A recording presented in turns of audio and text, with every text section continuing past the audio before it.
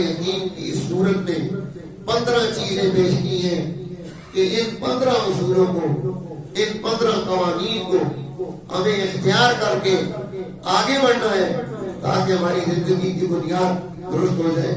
سب سے پہلی چیز یہاں قرآن نے پیش کی سورہ مبارکہ میں زنا کی سزا بتائی کہ جو زانی ہے اس کی سزا کیا ہے۔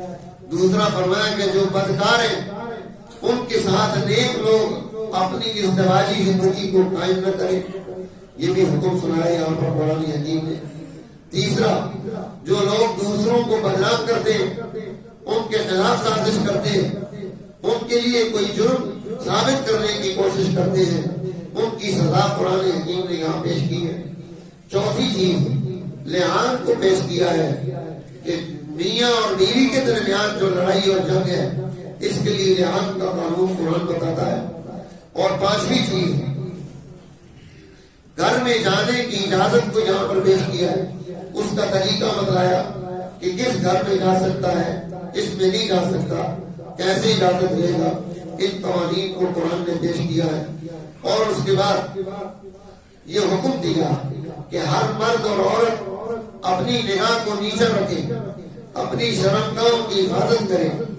اسی طرح قرآن حکیم پاک دامنی کا حکم دیتا ہے کہ تمام لوگ اپنی زندگی کی بنیاد درست کر کے پاک دامنی کو اختیار کریں، اور اس کا بہترین سورس اور ذریعہ نکاح ہے کہ نکاح کو اختیار کریں۔ اور اگر اگلی چیز یہ بتائی کہ قدرت نہیں، وسائل نہیں، پیسے نہیں، اور کچھ مسائل پیدا ہو گئے، اب وہ کیا کرے کہ صبر کی زندگی کو اختیار کرے۔ اور اسی طرح یہاں قرآن غلاموں کے، ملازموں کے، ماتحت لوگوں کے قوانین اور احکامات کو پیش کرتا ہے اس سورہ مبارکہ میں کہ کس طرح سے ہم اپنی زندگی کی بنیاد درست کریں گے۔ پھر قرآن نے رہنمائی دی کہ کوئی اور آدمی عورتوں کو پیشہ کے طور پہ استعمال نہ کرے کہ گناہ کا راستہ موڑ دے۔ اس کے احکامات اور ان چیزوں کو پیش کیا۔ اسی طرح خاص اوقات میں ہم کسی کے کمرے میں، اس کی پرائیویسی میں، اس کے انٹرفیئر نہ کریں۔